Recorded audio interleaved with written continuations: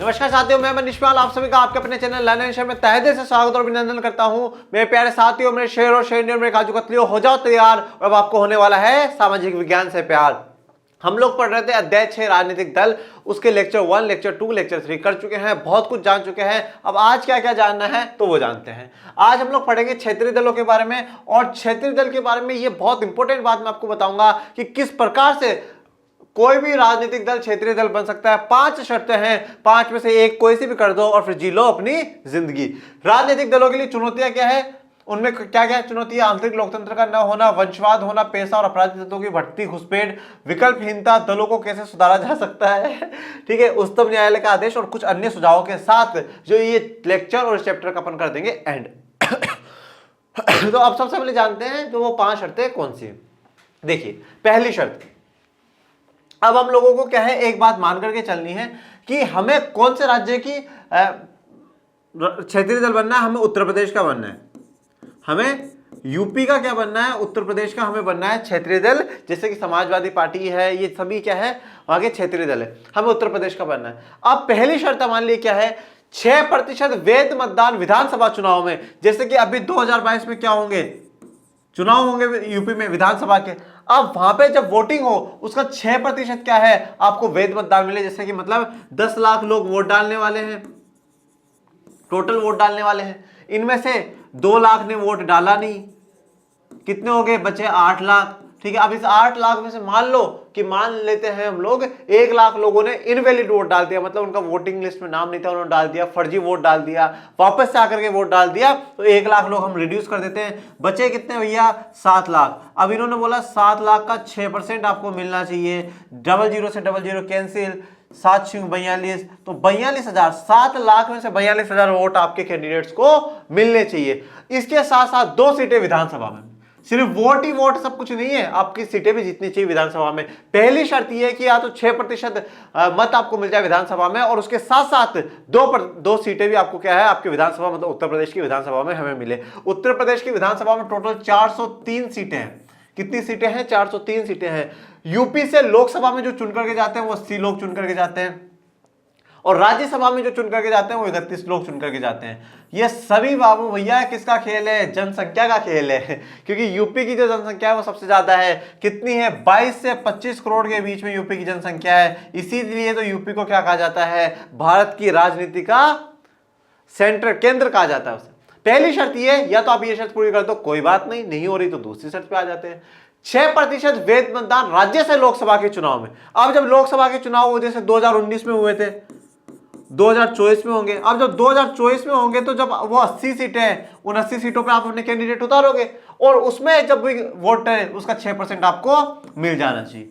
ठीक है, और उसके साथ साथ क्या हो, 1 सीट आपको लोकसभा से भी मिले। कहां से, जिस राज्य की आप दल बनना चाहते हो, क्षेत्रीय दल बनना चाहते हो, मतलब हम यूपी से बनना चाहते हैं, तो यूपी से हमें क्या मिल जाए, 1 सीट लोकसभा में मिल जाए। इन 80 में से 1 आदमी हमारा क्या है, लोकसभा में पहुंच जाए। पहली शर्त पूरी कर पाए, बोले नहीं कर पाए। दूसरी कर रहे हो, बोले देखते हैं, नहीं कर पाओ तो कोई बात नहीं, तीसरी पे आ जाते। तीसरी में है 3% सीट राज्य विधानसभा में, अथवा, यहां पे क्या बोला गया, अथवा, अथवा मतलब और, ठीक है, इन दोनों में से एक कर दो।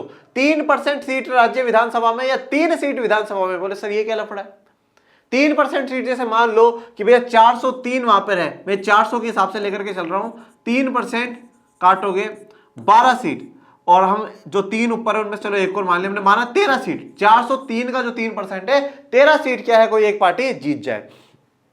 पर बहुत से ऐसे राज्य हैं, आप त्रिपुरा, सिक्किम, वहां पर टोटली वहां की जो असेंबली है, जब वहां की विधानसभा, वहां पर 60, 50, 40, 50 सीटें हैं। तो इन्होंने ये बात बोली, या तो 3% राज्य विधानसभा की सीट, और या 3 सीट विधानसभा की, जो भी ज्यादा होगी वही मानेंगे, जो भी ज्यादा होगी वही मानेंगे। अब यूपी में ये ज्यादा है, ये करना पड़ेगा हमें। ठीक है, अगर आप जैसे त्रिपुरा, सिक्किम जा रहे हो, वहां पे 3 सीटें ज्यादा होंगी, क्योंकि जब आप उसका 3% निकालोगे तो 1 सीट या 2 सीट आएंगी। जब वो निकालोगे तो उससे ज्यादा, जो भी ज्यादा होगा वो हम मानेंगे। तो यूपी वाले केस में ये ज्यादा है।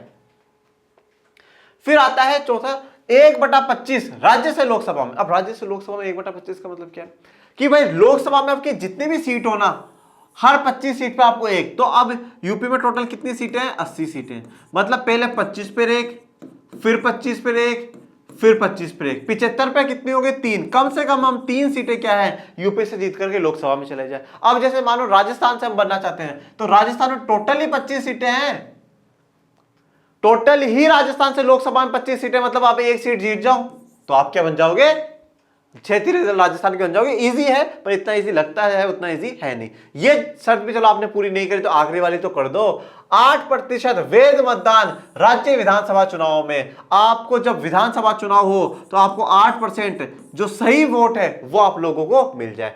नहीं अथवा कोई बात नहीं, इसमें भी अथवा लगा दिया और लगा दिया, ये भी नहीं कर पाओ तो जब राज्य में लोकसभा के चुनाव हो उसमें 8% जीत लो, 8% वोट जीत लो। ये सिर्फ और सिर्फ किस पे डिपेंडेंट है, ये वोट पे डिपेंडेंट है। ठीक है, आपको वोटिंग परसेंटेज देखना, सीट मिले ना मिले कोई दिक्कत वाली बात नहीं, ये सिर्फ और सिर्फ सीट पे डिपेंडेंट है। आपको वोट मिल रहा है या नहीं मिल रहा कोई दिक्कत वाली बात नहीं है, ये सीट पे डिपेंडेंट है। इसमें भी वोट की बात करी नहीं लोगों ने। यहां पर क्या है, यहां पे वोट प्लस सीट दोनों चाहिए, वोट प्लस सीट, और यहां पर भी हमें क्या है वोट प्लस सीट। तो पहला जो फर्स्ट वाली जो फर्स्ट 2 कंडीशन है वहां दोनों में हमें क्या चाहिए, पहली वाली कंडीशन में वोट भी चाहिए सीट भी चाहिए, दूसरी वाली कंडीशन में वोट भी चाहिए सीट भी चाहिए, पर तीसरी वाली में सिर्फ और सिर्फ सीट चाहिए, चौथी वाली में भी सिर्फ और सिर्फ सीट चाहिए, और पांचवी वाली में सिर्फ और सिर्फ वोट चाहिए। ये 5 वो कंडीशंस हैं जिनसे भारतीय निर्वाचन आयोग किसी भी पार्टी को क्षेत्रीय दल घोषित करता है। इन 5 में से अगर आपने कोई सी भी कंडीशन पूरी कर दी तो आप क्या है वहां के क्षेत्रीय दल बन जाओगे। अब जानते हैं हम हमारे टॉपिक, क्षेत्रीय दल। इन 7 पार्टियों के अलावा कौन सी 7 पार्टियां जो मैंने लास्ट लेक्चर में आपको बताई थी, वो 7 पार्टियां जो राष्ट्रीय दल है, उन राष्ट्रीय दलों के अलावा अन्य सभी प्रमुख दलों को निर्वाचन आयोग ने राज्य दल के रूप में मान्यता दी है। तो बाकी जो है उन्हें क्या राज्य दल के रूप में मान्यता दी गई है। राज्य दल, स्टेट पार्टी या क्षेत्रीय दल हम लोग उन्हें बोलते हैं। आमतौर पर इन्हें क्षेत्रीय दल कहा जाता है, पर यह जरूरी नहीं कि अपनी विचारधारा नजरिए में पार्टी क्षेत्रीय ही हो। देखो इनकी विचारधारा, इनकी सोच और इनका काम करने का जो देखो अब नेटवर्क है ना, जैसे समाजवादी पार्टी का मैंने यहाँ पे चुनाव चिन्ह लगाया साइकिल। आज जरूरी नहीं है समाजवादी पार्टी सिर्फ और सिर्फ उत्तर प्रदेश में फैली हो, आसपास के राज्य में भी हो सकती है, हो सकता है उसका पूरे देश में उनके कार्यकर्ता हो, नेटवर्क हो, परंतु भारतीय निर्वाचन आयोग की शर्तों के अनुसार वो क्या कहलाएंगी, वो सिर्फ और सिर्फ क्षेत्रीय दल ही कहलाएंगी। तो इनकी विचारधारा हो सकता है कि पूरे क्षेत्र में, पूरे भारत में फैली हो, पर वो सिर्फ और सिर्फ क्षेत्रीय दल ही कहला रही। पिछले 3 दशकों में क्षेत्रीय दलों की संख्या और ताकत में वृद्धि हुई है। तो क्षेत्रीय दलों की संख्या में क्या है, काफी वृद्धि हुई है। यह बात मैंने आपको संघवाद वाले चैप्टर में भी बताई थी कि 1990 के बाद है ना हमारी स्थिति में थोड़ा सा बदलाव आ जाता है और गठबंधन की सरकारें बनने लग जाती है।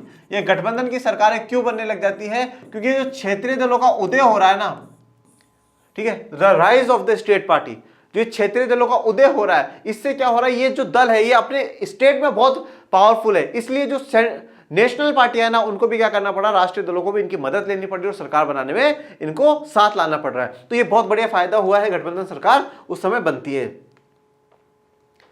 इससे भारतीय संसद विविधताओं से और भी ज्यादा संपन्न हुई। तो अब क्या है, देखो अब जो कर्नाटक का है, कर्नाटक की जो क्षेत्रीय दल है, वहां की जो पार्टी, वो लोग ये सोचते हैं चाहे विधानसभा के चुनाव हो चाहे लोकसभा के चुनाव हो, हमें तो वोट तो इसी पार्टी को देना है। तो अब क्या है, कर्नाटक के लोग भी पहुंच जाते हैं। पंजाब वाले सोचते नहीं हमारी जो यहाँ की पार्टी उसी को ही वोट देंगे, वो उसको दे देते हैं। असम वाले सोचते नहीं हमारी पार्टी यहाँ की उसी को वोट दो। तो इससे क्या है, हर जगह की जो संस्कृति विचारधारा है वो क्या है, भारत की संसद में आकर के बैठ जाती है। और मैंने आपको क्या कह रखा है कि जो दल बना रहा है वो किसी ना किसी एक विचारधारा से वो इंसान जुड़ा हुआ होगा ही होगा। तो वो इससे क्या है कि पूरी की पूरी जो विचारधारा है उसको संसद में प्रतिनिधित्व मिल रहा है। 2014 तक किसी एक राष्ट्रीय दल को लोकसभा में बहुमत नहीं रहा है। तो 2014 तक किसी को बहुमत नहीं रहा, पर 2014 में भारतीय जनता पार्टी ने बहुमत हासिल कर लिया। फिर 2019 में उन्हें और भी ज्यादा क्या है, बहुमत मिल गया। ये मैंने विविधता को दर्शाने के लिए आपको चित्र दिखाया है। परिणाम स्वरूप राष्ट्रीय दल क्षेत्रीय दलों के साथ गठबंधन करने के मजबूर हो गए। क्यों? क्योंकि भाई जिस भी एरिया में जा रहे हैं वहां पर तो लोग ये कह रहे हैं कि भैया हम तो चाहे विधानसभा के चुनाव हो चाहे लोकसभा के चुनाव हो, हम तो इसी हमारी पार्टी को जिताएंगे, जो हमारी यहाँ की लोकल पार्टी उसी को जिताएंगे। तो अब उससे क्या हो रहा है, लोकसभा में भी ज्यादा वही पार्टियां पहुंच रही, तो जो राष्ट्रीय दल सरकार बना ही नहीं पा रहे। ये सोच रहे क्या हो गया ये, तो इसलिए फिर वो क्या कर रहे हैं, क्षेत्रीय दलों का साथ ले रहे हैं और गठबंधन की सरकार बना रहे हैं। 1996 के बाद लगभग प्रत्येक क्षेत्रीय दल को एक या दूसरी राष्ट्रीय स्तर की गठबंधन सरकार का हिस्सा बनने का अवसर मिला है। तो 1996 के बाद मतलब हम लोग 90 के दौर के बाद इसको काउंट करना शुरू कर देते हैं, ठीक है। तो उसके बाद क्या गठबंधन की सरकार बनना शुरू हो जाती है। ये वाला जो कार्टून है ये आपकी किताब में संघवाद वाला जो चैप्टर है वहीं से लिया गया है। इस कार्टून को बहुत ध्यान से देखिएगा। जैसे कि मान लो ये कोई प्रधानमंत्री बैठा हुआ है, ठीक है, और मतलब जो कुर्सी के पहिए है ना वहां पे कोई सी पार्टी है, यहां पे कोई सी पार्टी, कोई सी यहां पे पार्टी, कोई यहां पर, कोई यहां पर, कोई यहां पर, कोई यहां पर। यह अब दर्शाता क्या है? ये दर्शाता है गठबंधन की सरकारें क्या होती है, अस्थिर होती है। कभी भी मतलब यह हट गया तो इसका हाथ चला गया, मतलब गई सरकार। पीछे से वो हट गया तो मतलब गई सरकार। नीचे से ये चला गया तो गई सरकार। क्योंकि सब अपनी अपनी जो बातें हैं, अपनी अपनी संस्कृति, अपनी अपनी विविधताओं को पावरफुल बनाने के लिए क्या है, सरकार में आए हैं। वो सरकार को चाहते हैं कि सरकार क्या है, हमारे हिसाब से काम करे। अगर इनके किसी के भी अनुसार से काम नहीं होगा तो सरकार गिर जाएगी। पर फायदा यहां पर यह है कि पूरे भारत की विविधताएं एक साथ आ चुकी है, विविधता, ठीक है, तो वो एक साथ आ चुकी है। इससे हमारे देश में संघवाद और लोकतंत्र और भी मजबूत हुआ। बिल्कुल हुआ, क्योंकि संघवाद क्या कहता है कि केंद्र और राज्य सरकार अपने अपनी काम करे, अपनी संस्कृति, अपनी पहचान को बचा करके काम करे। तो जब वहां के क्षेत्रीय दल मजबूत हो रहे हैं तो उससे क्या है, संघवाद मजबूत हुआ है, लोकतंत्र ज्यादा मजबूत हुआ है। शुरुआती दौरों में जब संविधान लागू हुआ था तो उस समय जब पहले चुनाव हुए 51-52 में, 1951-52 में जब पहले चुनाव होते हैं तो वहां पर क्या है, जो केंद्र में जो सरकार बनती है कांग्रेस की, वो क्या है, मिसयूज करती है पावर का और राज्यों की सरकारों को गिराने की कोशिश करती है। क्यों? क्योंकि उस समय ज्यादा पावरफुल में कांग्रेस थी और जो बाकी जो क्षेत्रीय दल थे वो इतने ज्यादा पावरफुल नहीं थे। अब आते हैं राजनीतिक दलों के लिए क्या क्या चुनौतियां, क्या क्या चैलेंज है। चुनौती उन लोगों के लिए, क्या चुनौती तो जनता के लिए है कि भाई उन लोगों को हम लोग झेल रहे हैं। तो राजनीतिक दलों के लिए भी कुछ चुनौतियां हैं, वो देखते हैं। पहली, आंतरिक लोकतंत्र का न होना। और एक्चुअल में मैं सच कहूं ये चुनौतियां नहीं, ये चाहते ही नहीं है कि बदलाव हो, ये चाहते ही नहीं। इन्होंने चुनौतियां नहीं, इन्होंने इसको अवसर बना रखा। बढ़िया बात है, बढ़िया, मजा मजा मजा, ठीक है। अब आंतरिक लोकतंत्र का नहीं होना, ये आंतरिक लोकतंत्र का नहीं होना मतलब एक पार्टी के अंदर लोकतंत्र नहीं। आवाज आपने पिछले राष्ट्रीय दलों में पढ़ा कि सब कह रहे हैं लोकतंत्र के समर्थक है, लोकतंत्र के समर्थक है, लोकतंत्र के समर्थक है, और बहुत सी पार्टियों में ही आपको क्या है, लोकतंत्र देखने को नहीं मिलेगा। वंशवाद है, नेपोटिज्म में भारत का एक बहुत बड़ा मुद्दा है वंशवाद। तो ठीक है, राजा महाराजा छोड़ करके चले गए, ठीक है, राजतंत्र हम लोगों ने खत्म कर दिया तो हमारे देश में वंशवाद ने जगह ले ली। पेशा और अपराधी तत्वों की भर्ती उस पर, तो ये देखो ये अपराधी ये चुनाव लड़ेगा। विकल्पहीनता क्या है, ये सभी ये चार जो है ये मुख्य रूप से क्या है, राजनीतिक दलों की चुनौतियां है और राजनीतिक दलों की चुनौतियों को जानते हैं। आंतरिक लोकतंत्र का ना होना, देखो मतलब समझो, आंतरिक मतलब इंटरनल पार्टी के अंदर अंदर में लोकतंत्र का ना होना। मतलब क्या है, जैसे आप कोई बड़ा पद है तो बड़े पद के लिए आप पार्टी के अंदर चुनाव ही नहीं करा, पार्टी के अंदर आप चुनाव ही नहीं करा रहे हो, आपकी मर्जी उसको बना दिया, तो ये आंतरिक लोकतंत्र का नहीं है। और कोई पद है उसके लिए कोई चुनाव नहीं है, लोगों की आपको पता ही नहीं है, जो हमारे छोटे छोटे जो कार्यकर्ता काम कर रहे हैं वो भी काबिल है, उनको भी हम ऊपर लेकर के, ऐसा है ही नहीं। पार्टियों के पास ना सदस्यों की खुली सूची होती है, ना नियमित रूप से संगठन की बैठकें होती है, इसके इनके आंतरिक चुनाव भी नहीं होते। मतलब ना तो सदस्यों की उनके पास क्या सूची है कि भाई हमारे पास कितने सदस्य हैं और कौन कौन सा कितना एक्टिव काम कर रहा है, कितना नहीं कर रहा, कोई खुली सूची उनके पास नहीं है, कोई भी उनके पास लिस्ट नहीं है। इसलिए वो जो बड़े बड़े नेता है ऊपर, कभी वो अध्यक्ष बन जाएगा, फिर कभी वो अध्यक्ष बन जाएगा, वो महासचिव बन जाएगा, वो सचिव बन जाएगा, तो ये चलता रहता है। ना संगठन की कभी बैठकें होती है कि हाँ भाई नीचे के जो कार्यकर्ता हैं उनसे भी हम बैठक करें, या जो बड़ी बैठक है वो करें, वो भी नहीं होती। और आंतरिक चुनाव तो होते ही नहीं, इंटरनल इलेक्शन है वो तो कभी होते ही नहीं है, ठीक है, कि भाई बड़े पद के लिए हम चुनाव कराए। अब ये देखो, ये पहला वाला दूसरे वाले से क्या होगा, इंटरलिंक्ड होगा। वंशवाद, जैसे मैं आज कहीं का अध्यक्ष हूं, मैं मेरे बेटे को अध्यक्ष बना दूंगा, पार्टी को मैंने खड़ा करा, ठीक है तू बन जा अध्यक्ष, फिर कल को वो अपने बेटे को बना दे, तो फिर बाकी इतने हजारों सालों से जो कार्यकर्ता काम कर रहे हैं उनका कौन सोचेगा? मेरे बेटे ने कौन सा संघर्ष करा है, उसने कौन सा पार्टी के लिए काम करा है, उसको तो जो भी खा रहा है वो मेरे नाम पे कमा के खा रहा है। पर वो कार्यकर्ता ने तो धूप में, सर्दी में, गर्मी में, हर समय आपके लिए पार्टी का प्रचार प्रसार करा है, उसका भी तो सपना होगा कि भाई मैं इस तरह जगह का क्या है, राष्ट्रीय दल का अध्यक्ष बनूं। तो वो गलत है। तो इसलिए डेमोक्रेसी को यहां पे दिखाया लोडिंग हो रही है, और ये लोडिंग कभी पूरी नहीं होगी, ठीक है, ये लोडिंग कभी पूरी नहीं होगी, क्योंकि चाहते ही नहीं है राजनीतिक दल। जैसे कि मैंने कहा कि चुनौतियां है नहीं, इनको बना रखा है, इनको अवसर बना के चल रहे हैं कि ठीक है बढ़िया बात है ना, नहीं हो रहा है तो बढ़िया बात है। अब जो लोग ये सोचते हैं कि नहीं हमें भी अध्यक्ष के पद पे होना चाहिए, वो खुल करके विरोध नहीं करते। क्यों? क्योंकि उनको भी विधायक तो बना रहे हैं, सांसद तो बना रहे हैं, बोले जरूरी थोड़ी अध्यक्ष बनकर तो क्या उखाड़ लेगा, तो वो बड़े पद पार्टी के नहीं दिए जाते। परिणाम स्वरूप पार्टी के नाम पर सारे फैसले लेने का अधिकार उस पार्टी के नेता हत्या लेते हैं। तो जो बड़े नेता होते हैं ना, वही सारे के सारे क्या है, फैसले लेते हैं। जैसे कांग्रेस में देखो सोनिया गांधी, राहुल गांधी, प्रियंका गांधी ये है। बीजेपी में है नरेंद्र मोदी, जेपी नड्डा, अमित शाह, ये लोग हैं। तो जो बड़े नेता है ना, वही फैसले लेते हैं, बाकी छोटे कार्यकर्ताओं तक तो बात जाती ही नहीं है। पार्टी के सिद्धांतों और नीतियों से निष्ठा की जगह नेता से निष्ठा ही ज्यादा महत्वपूर्ण बन जाती है। तो यहां पर आपको इंपॉर्टेंट नहीं है कि आप पार्टी के प्रति कितने डेडिकेटेड हो, कितने समर्पित हो, नहीं, ज्यादा इंपॉर्टेंट क्या है, नेता से निष्ठावान होना चाहिए। नेता के प्रति आप ज्यादा समर्पण रहो, नेता के आगे पीछे भागो, एक नेता से बना करके रखो, उस नेता के आगे पीछे भागो, जब हारा है उसका स्वागत करो, उसको ध्यान में रखो कि देखो सर मैं भी हूं। अगर वो नेता खुश है, अगर वो नेता ये भी बोलते हैं मेरे घर का जाकर काम करके आ जा, वो काम भी कर दो उसका। आप चाहे पार्टी के में कितना ही काम करो, पार्टी के लिए, दल के लिए आप समर्पित हो जाओ, पर कोई मतलब नहीं। पर अगर आप किसी नेता के लिए, पर्टिकुलर किसी नेता के लिए अगर आप काम कर रहे हैं, तो जरूर आपको क्या है, ऊपर लेकर के चला जाएगा, वो अच्छी से अच्छी पोस्ट पे आपको बिठा देगा और काम कर देगा। और ये होता भी है राजनीति में। एक पार्टी में भी गुट में लोग बटे हुए होते हैं, कुछ इस नेता को ज्यादा चाहते हैं, कुछ इस नेता को ज्यादा चाहते हैं, कुछ इस नेता को। वो सोचते हैं कि ये हमें क्या है, ऊपर तक लेकर के चले जाए। दूसरी चुनौती आती है वंशवाद, या इंग्लिश में हम इसे कहते हैं नेपोटिज्म। क्या कहते हैं, नेपोटिज्म। और ये पहले वाले से जुड़ी हुई है, ठीक है, क्योंकि भाई जो अध्यक्ष बनाना है मुझे अपनी पार्टी का, तो मैं अपने बेटे को बना दूंगा, अपनी बेटी को बना दूंगा, अपने किसी रिश्तेदार को बना दूंगा, महासचिव बनाना है तो उसको बना दूंगा, ठीक है। तो ये वंशवाद की जो पॉलिसी है, ये भी थोड़ी सी गलत है। चूंकि अधिकांश दल अपना कामकाज पारदर्शी तरीके से नहीं करते हैं, इसलिए सामान्य कार्यकर्ता के नेता बनने और ऊपर आने की गुंजाइश काफी कम होती है। तो अधिकांश जो दल के नेता है वो पारदर्शी काम नहीं करते, ट्रांसपेरेंट काम नहीं करते। भाई बिल्कुल जो नीचे लेवल पे कार्यकर्ता काम कर रहा है, उसका नेता बनना और ऊपर तक आकर के किसी बड़ी पोस्ट पे पहुंचना क्या है, बहुत कम गुंजाइश उसकी होती है। तो इसलिए क्या है, ये गलत सिस्टम है, क्योंकि वो क्या चाहते हैं कि भाई जैसे मैं आज अगर अध्यक्ष हूं अपनी पार्टी का, तो कल मैं ही अपने बच्चों को, जब वो बड़ा होगा तो उससे भी क्या है, अध्यक्ष बना दूंगा। तो जो कार्यकर्ताओं ने काम करा है, उनके दिमाग में सवाल आता है कि फिर हमने इतना काम क्यों करा, हमने इतनी मेहनत करी तो करी क्यों। तो इसलिए पारदर्शी से काम होना चाहिए, हर चीज ट्रांसपेरेंट होनी चाहिए। एक अगर पार्टी का कोई बड़ा लीडर, बड़ा नेता कोई भी फैसला ले, तो वो एक छोटे से छोटे मेंबर तक, एक कार्यकर्ता को पता चलना चाहिए कि हाँ भाई ये फैसला लिया गया है, इसके पीछे ये काम हुआ है या नहीं, ठीक है भाई। ज्यादा भी नहीं तो कम से कम आप एक एक जो राज्यों के हैं उनसे आप कुछ डिस्कशन करें। राज्य वाले पहले जो राज्य में काम करे, जिलाओं पे उनसे काम पूछे, जिला वाले एक एक अपने नीचे कार्यकर्ता हो। अगर हम चाहे तो क्या नहीं हो सकता लोकतंत्र में। अगर चाहे, जैसे कि मान लो कोई ये XYZ पार्टी है, ये XYZ पार्टी है, इसके जो बड़े लीडर्स है इन्होंने को बात करनी। अब इनको बात करने का तरीका क्या होना चाहिए, ये किससे एडवाइस मांगे, जितने भी स्टेट में इनके जो लीडर्स हैं, जो स्टेट पार्टी के अध्यक्ष बने हुए, उनको बोले कि भाई आप अपने सुझाव दो कि हमें क्या क्या करना चाहिए, पार्टी को कैसे काम करना चाहिए। अब ये एक स्टेट वाला क्या करे, जितने भी डिस्ट्रिक्ट है, जितने भी जिला है, तो जिला अध्यक्ष होता है, उनको बोले कि भाई बताओ आप क्या क्या सुझाव चाहते हो। पर जिला अध्यक्ष को बोले पहले आप अपने जिला में है ना, जितने भी जो कार्यकर्ता है 100, 200, 500, 1000, उन सबसे क्या करो, आप पहले उन सबसे बात करो, उन सबसे एक एडवाइस लो कि हमें कैसे, किस प्रकार से। मतलब क्या है, इस कार्यकर्ता की बात क्या हो, फिर यहां तक का जो बड़ा नेता है ना वो भी करे।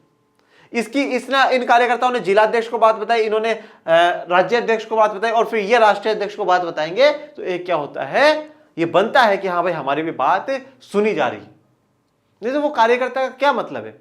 और इसीलिए कहता हूं राजनीति में बहुत से लोग युवा नेता बनकर के फिरते हैं, मैं तो हूं युवा नेता, कोई मतलब नहीं है, कोई सेंसिबिलिटी नहीं है।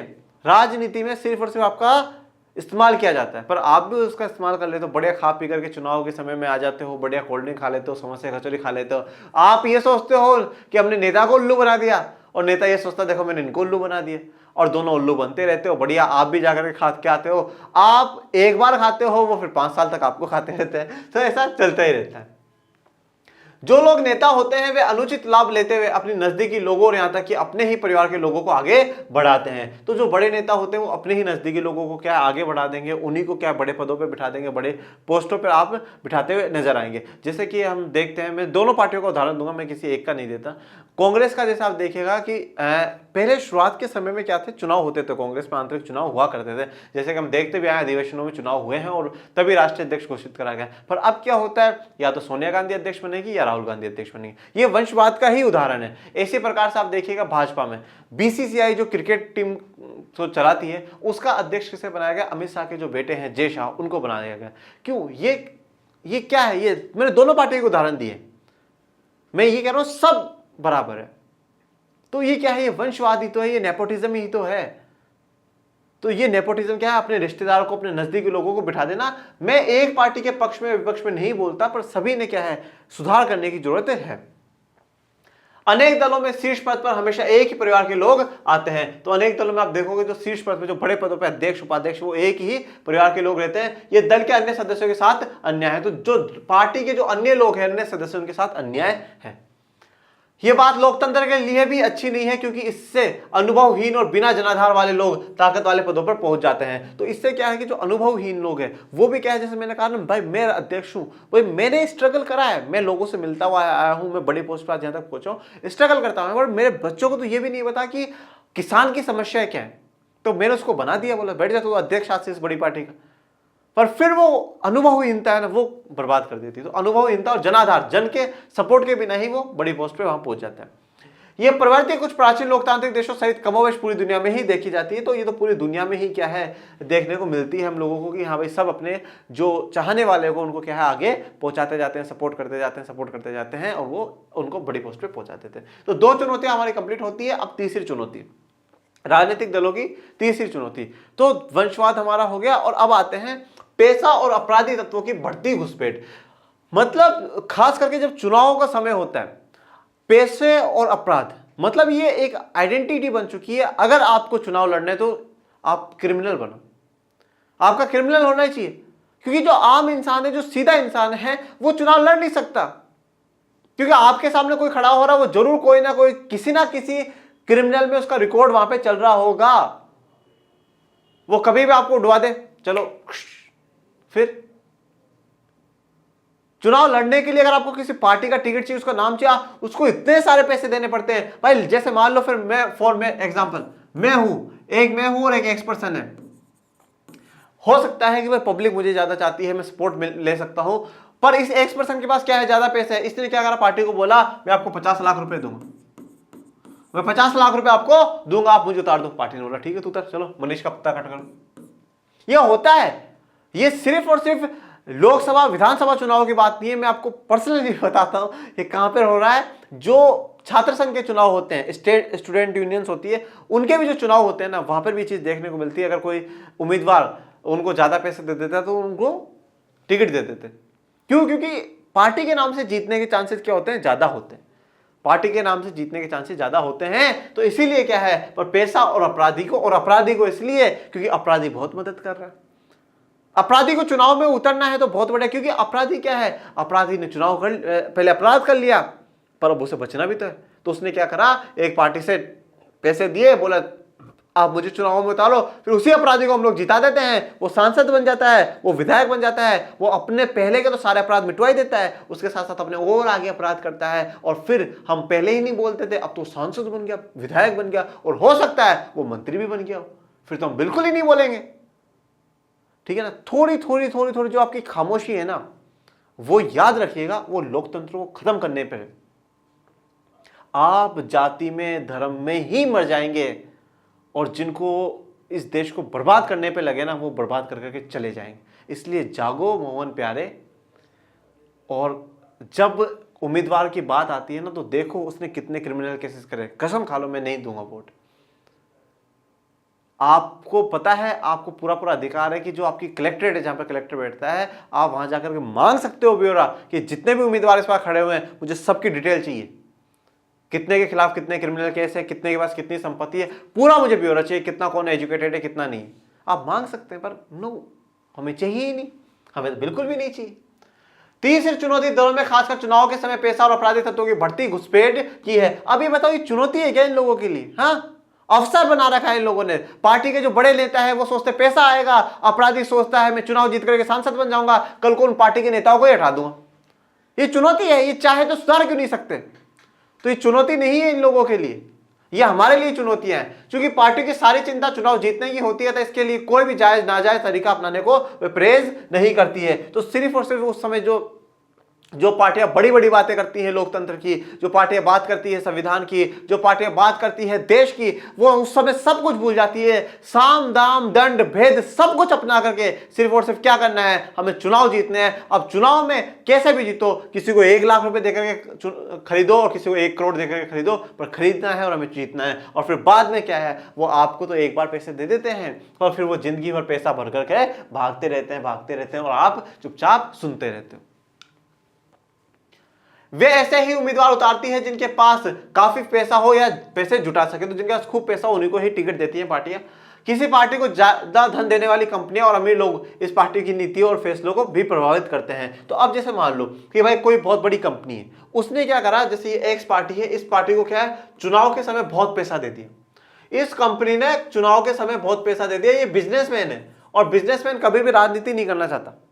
बिजनेसमैन कभी भी राजनीति नहीं करना चाहता। वो इतना दिमाग लगाता ही नहीं है कि भाई मैं इसको क्या बोलूंगा, उसको क्या बोलूंगा। उसको तो पता है फायदा होना चाहिए, प्रॉफिट प्रॉफिट प्रॉफिट, ठीक है। और मैंने वैश्वीकरण वाले में आपको बताया है कि जो बड़ी बड़ी कंपनियां होती वो ये चाहती है कि सरकार की नीतियां हमारे पक्ष में हो ना। तो अब ये क्या करेंगे, कंपनी इस एक्स पार्टी को दे देंगे पैसा। लग रहा है कि एक्स पार्टी जीत जाएगी, एक्स को भी दे देंगे, वाई को भी दे देंगे, जेड को भी पैसा दे देंगे, सबको पैसा दे देंगे। जो जीत गया ना उसको बोलेंगे अब जो तू पॉलिसी बनाए ना हमारे हिसाब से बनाना। जो जो जिस सामान का मैं उत्पादन कर रहा हूं ना उस पर टैक्स कम लगाना, उन पे ज्यादा टैक्स नहीं होना चाहिए। तो ऐसे कर करके ये फिर सारा का सारा वसूल कर लेते हैं और इन्हीं के दबाव में फिर सरकारें काम करती है, नीति और फैसलों को प्रभावित करते हैं। एक ऑफिस का, एक कंपनी का ऑफिस मैंने आपको दर्शाया। कई बार पार्टियां चुनाव जीत सकने वाले अपराधियों का समर्थन करती है या उनकी मदद लेती है। बिल्कुल लेती है, ऑफकोर्स ओपन में लेती है। अपराधियों का कुछ भी नहीं कर पा रहे, कुछ भी नहीं। जो सिर्फ युवा नेता का टैग लगाकर चल रहे हैं वो कुछ भी नहीं कर रहे। उनसे आप इतना भी पूछ लीजिए कि भाई लोकतंत्र का मतलब क्या है, उनको यह भी नहीं पता है। और पूछेगा कौन, क्योंकि आप लोगों को भी नहीं पता है।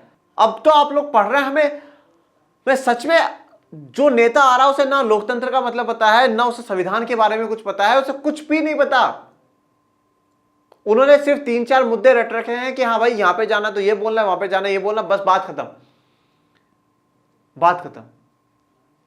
वो पैसों का, अपराधियों का सबका सपोर्ट लेकर के जीत जाते हैं और हम हाथ पे हाथ धर करके बैठे रहते हैं, फिर कोसते हैं इस सरकार ने ऐसा कर दिया, इस सरकार ने ऐसा कर दिया। क्यों कर दिया, क्यों कर दिया? मैं ही वह टीचर हूं जिसने, मैंने आपको बोलीविया का जलयुद्ध भी पढ़ाया। सरकार को घुटने तले ला करके झुका दिया, बोले चाटो जमीन को, आप हमारे अधिकार नहीं छीन सकते। नेपाल में राजा को गद्दी से उठा करके बाहर फेंक दिया, बोले संविधान लागू होगा, संसद बहाल होगी। किसने कराया है? जनता ने कराया। पर हम लोग नहीं करते, हमें तो डर लगता है। तो ऐसे फिर वो अपराधी खूब बढ़िया पैसा लेकर के भाग जाता है और हम कुछ नहीं करते। दुनिया भर में लोकतंत्र के समर्थक लोकतांत्रिक राजनीति में अमीर लोग और बड़ी कंपनियों की बढ़ती भूमिका को लेकर चिंतित है। कोई समर्थक चिंतित नहीं है लोकतंत्र का। मुझे कोई सा समर्थक भारत में तो ऐसा चिंतित नजर नहीं आता है। हम सिर्फ और सिर्फ किसके बनकर बैठे हैं? हम बनकर के बैठे हैं पार्टियों के। कोई कांग्रेस की बुराई ना करे, कोई बीजेपी की बुराई ना करे, कोई आम आदमी पार्टी की बुराई नहीं करे। बस जिस पार्टी को मैं समर्थन करता हूं उसकी कोई बुराई ना करे, चाहे देश तो क्या है चलता रहेगा। किसी लोग भारत में तो मैं कहता हूं मुझे कोई ऐसा नजर नहीं आता जिसको लोकतंत्र के समर्थक में किसी को बहुत बड़ी चिंता हो। चिंता होती तो वैसा आंदोलन होते। नेपाल में भी आंदोलन होगा कि राजतंत्र को उससे हटा दिया गया। तो 3 चिंताएं हमारी खत्म हो गई है। चौथी चिंता है विकल्पहीनता। विकल्पहीनता का मतलब क्या है? हमारे पास ऑप्शंस नहीं। आज भारत में भी 750 से ज्यादा पार्टियां रजिस्टर्ड है, फिर भी सर आप ये कह रहे हो कि आप हमारे पास ऑप्शन नहीं। ये कैसी बात हुई? क्योंकि सबकी जो बातें ना ऑलमोस्ट सबकी बातें सेम सी हैं, सबके एक जैसे ही मुद्दे हैं। कोई अच्छा मुद्दा लगता ही नहीं। उन मुद्दों से हटकर के कोई काम करने वाला चाहता है कोई, तो हमें कोई ऑप्शन मिल ही नहीं ना। विकल्पहीनता है। सबके पास 1-2 ही मुद्दे, हम ऐसा कर देंगे, हम वो कर देंगे, हम ये कर देंगे। तो हमारे पास क्या है? विकल्पहीनता है। I had no choice. हमारे पास किसी भी प्रकार की चॉइस नहीं है। ये भी चुनौती है। मुझे लगता है कि ये किसकी, राष्ट्रीय दलों की नहीं बल्कि लोगों की चुनौतियां है। सार्थक विकल्प का मतलब होता है कि विभिन्न पार्टियों की नीति और कार्यक्रमों में महत्वपूर्ण अंतर हो। तो जो भी पार्टी नीतियां और कार्यक्रम बनाए उनमें क्या हो? अंतर हो। आप किसी का भी एजेंडा उठा करके देख लीजिए। गरीबों के लिए काम करेंगे, ठीक है, जो समाज के पिछड़े वर्ग हैं, महिला हैं, उनके उत्थान के लिए काम करेंगे। हम हॉस्पिटल स्कूल की तो बात ही नहीं होती हमारे देश में, हो ही नहीं रही, कतई नहीं होती। हम देखते ही नहीं उनमें। तो और फिर हम ऐसा कर देंगे, हम वैसा कर देंगे। मतलब जितना झूठ सातवें आसमान तक जा सकता है ना, वो सारा का सारा उस एजेंडे में लिखे हुए होते हैं। मैं ये नहीं कह रहा कि हाँ भाई ये गलत बात है कि हम पिछड़ों का, गरीबों का, महिलाओं का विकास करेंगे, ये करेंगे। वो बातें हैं, सिर्फ वो पेपर में ही लिख करके छोड़ दी उन लोगों ने उस एजेंडा में, और वो जीतने के बाद वो तो भूलते हैं, सब भूलते हैं, आप भी भूल जाते हैं और हम भी भूल जाते हैं। हाल के वर्षों में दलों के बीच वैचारिक अंतर कम होता गया है और यह प्रवृत्ति दुनिया भर में देखने को मिलती है हम लोगों को। तो जो वैचारिक अंतर है, जो विचारधारा का अंतर है, वो धीरे धीरे क्या है, कम हो गया। जैसे ब्रिटेन की लेबर पार्टी और कंजर्वेटिव पार्टी के बीच बड़ा अंतर अब कम हो गया है। तो देखो, अब आपको एक बात यहाँ पे ध्यान ये भी रखनी है, जैसे ब्रिटेन का बात आई, लेबर पार्टी और कंजर्वेटिव पार्टी। अब हमें लेबर पार्टी, कंजर्वेटिव पार्टी के बारे में ज्यादा डिटेल में नहीं पढ़ना, पर फॉर एग्जाम्पल आपके लिए एमसीक्यू आ गया।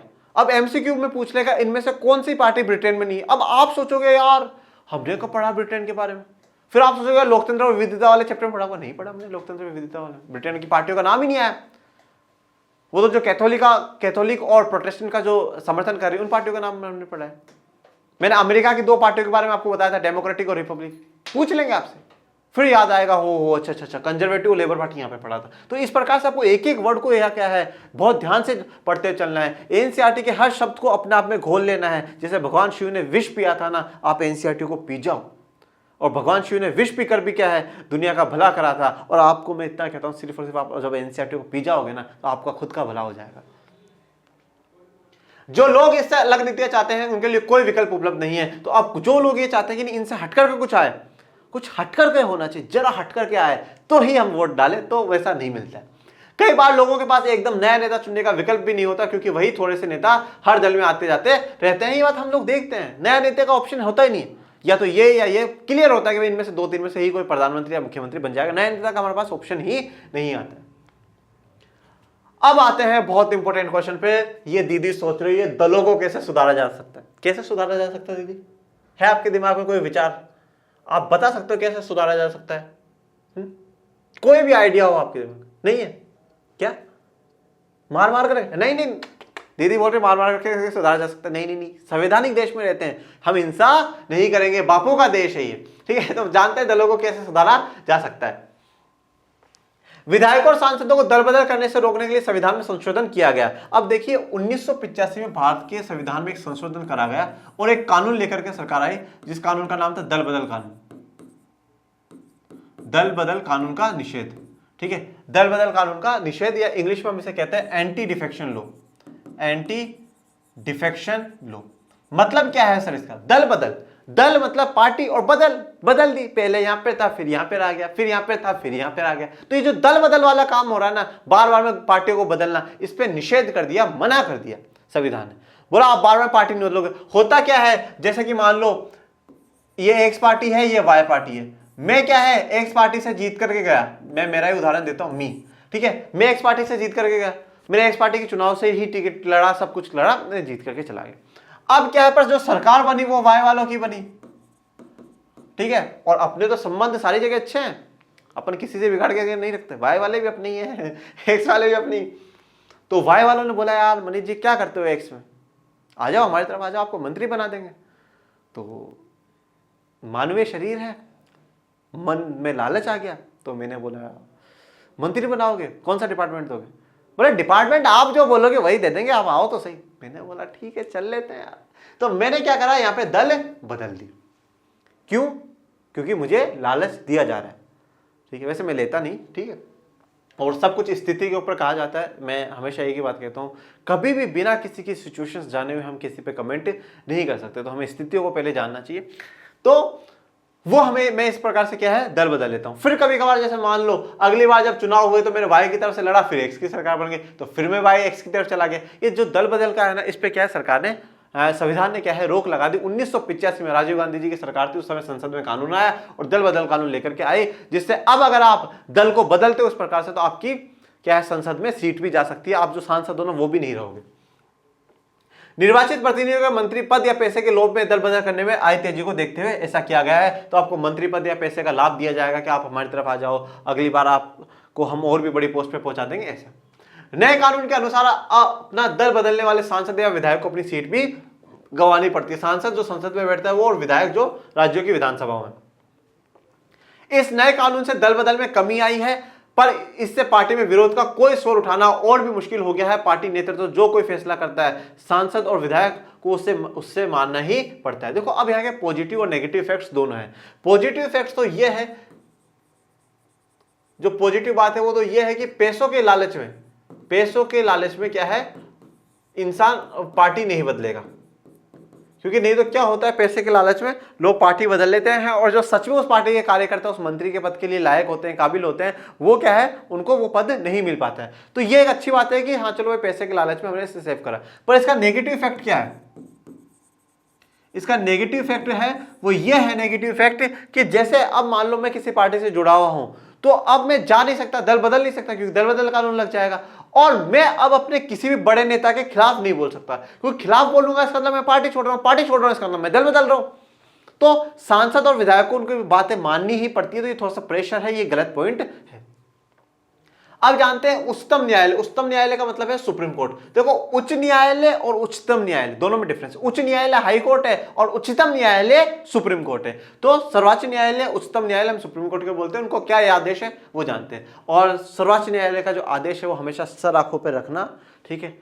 सर्वोच्च न्यायालय के न्यायपालिका के विरोध में कभी कुछ मत बोल देना, नहीं ऐसा फंसाएगी न्यायपालिका, ऐसा फंसाएगी, भगवान की कसम पता ही नहीं चलेगा कि वो तुम्हें सांस लेने भी देंगे या नहीं लेने देंगे। इस आदेश के द्वारा चुनाव लड़ने वाले हर उम्मीदवार को अपनी संपत्ति का और अपने खिलाफ चल रहे आपराधिक मामलों का ब्यौरा एक शपथ पत्र के माध्यम से देना अनिवार्य कर दिया गया। तो देखो जब इंसान क्या है चुनाव लड़ता है, जैसे मान लो कि मैं चुनाव लड़ना चाहता हूं, तो मैं अपना क्या है एक फॉर्म फिल करूंगा, ठीक है, कि भाई मैं चुनाव करना, जैसे हम नामांकन फॉर्म बोलते हैं, नामांकन पत्र बोलते हैं। मैंने अपना नाम दर्ज कर दिया, ठीक है, रजिस्टर्ड कर दिया कि हाँ भाई मैं चुनाव लड़ना चाहता हूं, इस जगह से चुनाव लड़ूंगा। किसी पार्टी ने टिकट दी तो बहुत बड़ी बात है, नहीं तो निर्दलीय। अब उस फॉर्म में वह कलेक्टर के पास जाकर, कलेक्टर जो भी अधिकारी होगा, एसडीएम कलेक्टर, उसको जाकर के मैं वो फॉर्म दूंगा और वहां पर भी शपथ लूंगा। वो पूरा एक शपथ पत्र ही है कि हाँ भाई मेरी इतनी संपत्ति है, मेरे खिलाफ इतने आपराधिक मामले, मुझे पुलिस से वेरिफिकेशन करवाना पड़ता है कि हाँ भाई मेरे खिलाफ इतने आपराधिक मामले चल रहे, इतनी मेरे पास संपत्ति है, मेरी इतनी शिक्षा, सारी बातें क्या है मुझे उसमें दिखनी पड़ेगी। मतलब जो एक नेता है ना, वो पहले तो शपथ कब लेता है, यहां पे लेता है, नामांकन भरेगा तब शपथ लेगा। उसके बाद वो जब विधायक या सांसद बन जाएगा तब शपथ लेगा, ठीक है। वो अगर मंत्री बन गया तो शपथ लेगा, ठीक है। और इसके अलावा जनता के बीच में तो पता नहीं वो कितनी बार शपथ लेता है। आपकी कसम जी, देश का भला हम ही करेंगे। मुझे समझ में नहीं आ रहा, इतनी बार शपथ लेकर भी क्या इनकी नजर में एक बार भी शहीदों का बलिदान इनकी नजर में नहीं आता है कि हम कहां गद्दारी कर रहे हैं, किससे गद्दारी कर रहे हैं? जिन्होंने अपना खून बहा दिया देश के लिए, हम ये कर रहे हैं। उन 299 जो संविधान सभा के सदस्य हैं जिन्होंने दिन रात बैठ करके हमारे लिए संविधान तैयार करा, उस संविधान की हम शपथ लेते हैं और हम भूल जाते हैं, हम उनके संघर्ष को भूल जाते हैं और हम सिर्फ और सिर्फ क्या है भ्रष्टाचार करते हैं। जितने भी गलत काम है वो सारे काम करते हैं। तो उच्चतम न्यायालय ने बोला है कि ये शपथ पत्र में भराया जाए। इस नई व्यवस्था से लोगों को अपने उम्मीदवारों के बारे में बहुत सी पक्की सूचनाएं उपलब्ध होने लगी, पर उम्मीदवारों द्वारा दी गई सूचनाएं सही है या नहीं ये जांच कराने की कोई व्यवस्था नहीं है। तो क्या है, इससे काफी लोगों को सूचनाएं मिलने लगी, पर हम तो वो सूचनाएं भी नहीं लेकर के आते हैं। तो वो सूचनाएं मिलने लगी, पर ये पक्का नहीं है कि ये सब सही भरते हैं या नहीं भरते। एजुकेशन में कोई कुछ भर देगा, संपत्ति में कोई कुछ भर देगा, आपराधिक मामले तो फिर पुलिस से वेरिफिकेशन होते हैं। और यह है हमारे देश का सुप्रीम कोर्ट। अभी तक हम ये बात भरोसे से नहीं कह सकते कि इस व्यवस्था को बन जाने के बाद से राजनीति पर अमीरों और अपराधियों का प्रभाव घटा है या नहीं। ये बात कौन से, एक तो दल बदल वाले से और एक सुप्रीम कोर्ट के आदेश से। इन दो फैसलों से अभी तक हम ये नहीं कह सकते कि अमीरों और अपराधियों का प्रभाव घटा है या बढ़ा है। पर मैं आपको एक बात बता करके चलता हूं, सभी पार्टियों में, किसी एक पर्टिकुलर पार्टी की बात नहीं कर रहा हूं, आपको पैसे वाले लोग मिलेंगे, आपको क्रिमिनल्स भी आपको देखने को मिलेंगे। सभी पार्टियों में, चाहे छोटी हो चाहे बड़ी हो, क्षेत्रीय दल हो राष्ट्रीय दल हो, सभी में देखने को मिलते हैं। चुनाव आयोग ने एक आदेश के जरिए सभी दलों के लिए सांगठनिक चुनाव और आयकर का रिटर्न भरना जरूरी बना दिया। अब चुनाव आयोग, भारतीय निर्वाचन आयोग जिसे हम लोग कहते हैं, इलेक्शन कमीशन ऑफ इंडिया, तो उसने क्या करा, ये बहुत अच्छा काम करा, एक आदेश निकाला और उसने बोला सभी दलों के लिए सांगठनिक चुनाव, संगठन में क्या है चुनाव कराना जरूरी है, कराए वो, और आयकर का रिटर्न भरे कि आपकी पार्टी की इनकम है वो कितनी है, उसके ऊपर टैक्स आप भरे। दलों ने ऐसा करना शुरू भी कर दिया, पर कई बार ऐसा सिर्फ खाना पूरी करने के लिए होता है। तो अब निर्वाचन आयोग को बोल रखा भाई तेरा काम है 5 साल में चुनाव कराना, तो नेतागिरी मत कर, ये काम है हमारा। तो वो कभी का खाना फूसी करने के लिए ठीक है थोड़ा बहुत कर दिया, थोड़ा सा दिखा दिया कि हाँ भाई हमारे पद के लिए चुनाव हो रहा है, इतना सा टैक्स वैक्स भर दिया, चल रहा है, कोई दिक्कत वाली बात नहीं। ये बात अभी नहीं कही जा सकती कि इससे राजनीतिक दलों में अंदरूनी लोकतंत्र मजबूत हुआ है या नहीं हुआ, तो बिल्कुल भी नहीं हुआ। मैं कहता हूं ना, बार बार मैं कह रहा हूं, ये जितने भी काम हमने पढ़े ये करेगा कौन? राजनीतिक दल। ठीक है, राजनीतिक दल करेगा। कोई भी कानून जो बनाएगा वो बनाएगी संसद। संसद में जो लोग बैठे हैं वो यही नहीं दलों के बैठे हैं। अब ये थोड़ी चाहेंगे कि भैया हमारे खिलाफ ही हम कानून बना दे, हाँ हम हमारे खिलाफ ही कानून बना दे, कभी नहीं बनाएंगे ये लोग। कभी चाहेंगे नहीं कि हमारे ऊपर शिकंजा कसा जाए, हमारे पैरों में जंजीरें डाल दी जाए, कभी भी नहीं। फिर इसका इलाज क्या है? सर कैसे हो तो कैसे सुधरे देश?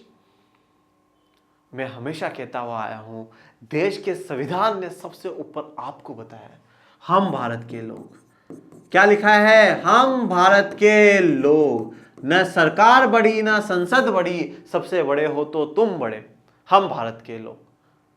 आप इतना प्रेशर बना दो राजनीतिक दलों पे कि वो ये काम करने को मजबूर हो जाए।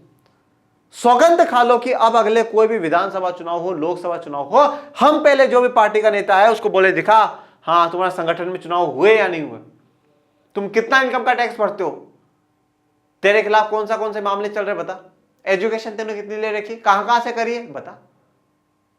नहीं बताता तो मत दो उसको, वोट ही मत दो, उस पार्टी को भी वोट मत दो। अब आ जाते हैं अन्य सुझाव। जो कुछ सुझाव हैं ये सुझाव है, हुए नहीं है, सुझाव है, बोला है, सुझाया है, रास्ता दिखाया, राह दिखाई है। पर हमारे राजनेताओं को मर्जी है अंधेरे में चलने की, राह देखनी नहीं है साहब। या उजाला बंद कर दो, गलत काम अंधेरे में ही किए जाते हैं, तो उजाला मत करो। उजाला सुझाव चाहते ही नहीं है, राह देखना ही नहीं चाहते, वो अंधेरे में चलते रहना चाहते। चलो गिरोगे किसी दिन एक दिन। राजनीतिक दलों के आंतरिक कामकाज को व्यवस्थित करने के लिए कानून बनाया जाना चाहिए। तो सबसे पहला तो इंपॉर्टेंट बात ही बोलिए, आंतरिक कामकाज जो इंटरनल जो काम है उसके लिए क्या है? कानून बनाए। फिर बहुत बड़ा सवाल आ गया, कानून बनाए तो संसद बनाए, और संसद में बैठे हैं कौन? नेताजी। तो नेताजी चाहेंगे नहीं कि काम हो। सभी दल अपने सदस्यों की सूची रखें। सभी दलों को क्या अपनी सूची रखनी चाहिए, कौन कौन से सदस्य हैं। अपने संविधान का पालन। अपने संविधान का पालन का मतलब है अपनी जो पार्टी है, हर पार्टी के क्या होते हैं? कुछ रूल्स एंड रेगुलेशंस होते हैं, तो उसे हम लोग क्या है? संविधान कहते हैं। उनकी एक पर्टिकुलर पार्टी का संविधान कहते हैं। तो उन रूल्स एंड रेगुलेशन का क्या है? पालन करें। पार्टी में विवाद की स्थिति में एक स्वतंत्र पदाधिकारी को पंच बनाए। मतलब अगर आपकी पार्टी में मान लो दो नेताओं के बीच में क्या हो गई? लड़ाई हो गई, कोई भी विवाद हो गया पार्टी में, तो एक कोई इंडिविजुअल को क्या करो आप उसका बनाओ और उस मुद्दे को क्या है? सोल्व आउट कराओ। वाह वाह वाह। अब इनमें से तो वही जीतेगा जो बड़ा पंच होगा, इनके तो कोई पूछेगा ही नहीं, तो ऐसा तो हम करते नहीं। सबसे बड़े पदों के लिए खुला चुनाव कराए, ये व्यवस्था अनिवार्य की जानी चाहिए। और जो सबसे बड़ा पद है, जैसे कि आपके पार्टी का जो राष्ट्रीय अध्यक्ष है उसके लिए, महासचिव है उसके लिए, सचिव है उसके लिए, राज्य के जो अध्यक्ष बनेंगे पार्टी के उसके लिए खुला चुनाव कराए, ये अनिवार्य कर देनी चाहिए। पर अनिवार्य करेगा तो कौन? कानून करेगा, और कानून फिर से बनाएगी संसद। राजनीतिक दल महिलाओं को एक खास न्यूनतम अनुपात में करीब 1/3 जरूर टिकट दे। इसी प्रकार दल के प्रमुख पदों पर भी औरतों के लिए आरक्षण होना चाहिए। तो इसी प्रकार से क्या हो? महिलाओं को कम से कम 33%, 30% महिलाओं को क्या करे? एक पार्टियां टिकट दे। हमने देखा 12%, लोकसभा में 12% है टोटल। लोकसभा में सिर्फ 12%, मतलब 74 या 75 ही 2019 के अनुसार। 2019 में 80 के नीचे नीचे ही महिलाएं क्या है? लोकसभा में पहुंची।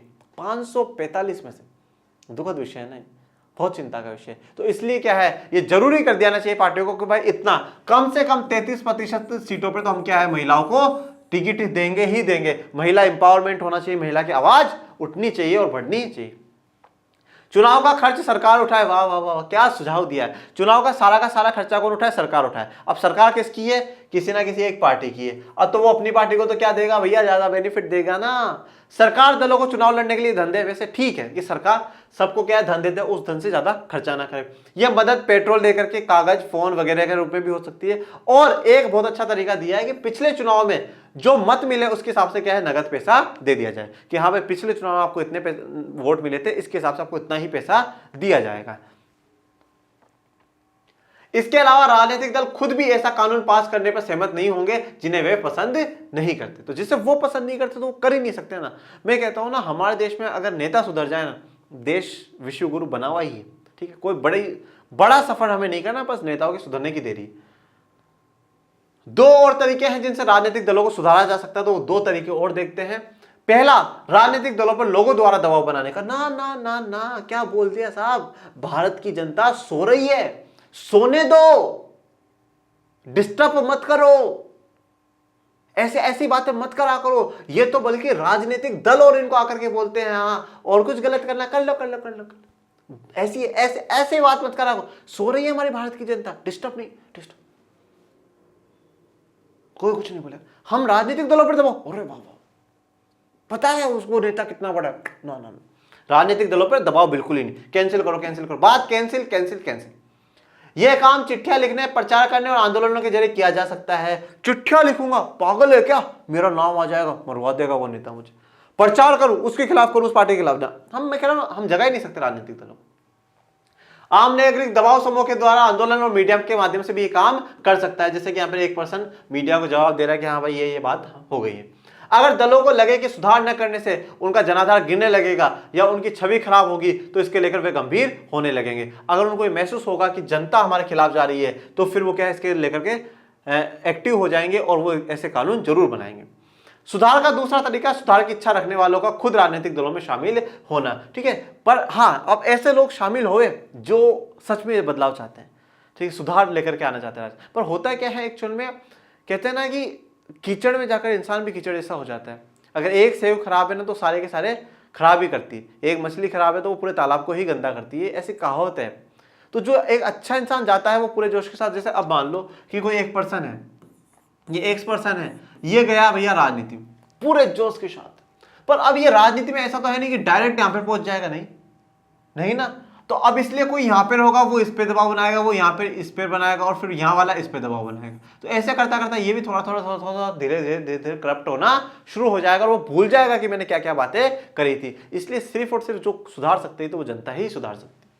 लोकतंत्र की गुणवत्ता लोकतंत्र में लोगों की भागीदारी से ही तय होती है। तो क्वालिटी, लोकतंत्र अच्छा है या बुरा है, ये कैसे तय कर सकते हैं, ये लोगों की भागीदारी से ही तय करेंगे कि कैसे लोगों ने लोकतंत्र में भागीदारी कर रखी है, ज्यादा लोगों ने भागीदारी कर रखी है या नहीं कर रखी। अगर आम नागरिक खुद राजनीति में हिस्सा न ले और बाहर से ही बातें करते रहे तो सुधार मुश्किल है। अगर हम बाहर से ही बातें करेंगे तो फिर लोकतंत्र में सुधार आना मुश्किल है, ना के बराबर है। खराब राजनीति का समाधान है ज्यादा राजनीति और बेहतर राजनीति। तो खराब की राजनीति का क्या समाधान है, ज्यादा राजनीति हो और बेहतर अच्छी राजनीति हो। और हमें राजनीति शब्द ही इस्तेमाल नहीं करना चाहिए। हमें राजनीति राज करने के लिए हम नीति बना रहे हैं, हाँ नहीं, विकास नीति, हमें विकास करने के लिए नीतियां बनानी चाहिए, पॉलिसी बनानी चाहिए। आप भी दृढ़ संकल्प लें, आप भी किसी ना किसी जगह पहुंचे, आप राजनीति में जाओ। मैं एक बात हमेशा कहता हूं और इसी नोट के साथ खत्म करूंगा आज, कि जरूरी नहीं है कि हम लोग राजनीति में ही जाए। मैं सिर्फ इतना कहता हूं, आप जो भी काम कर रहे हैं आप ईमानदारी से करिए, आपका देश बिल्कुल विश्व गुरु के पटल पे खड़ा हो जाएगा।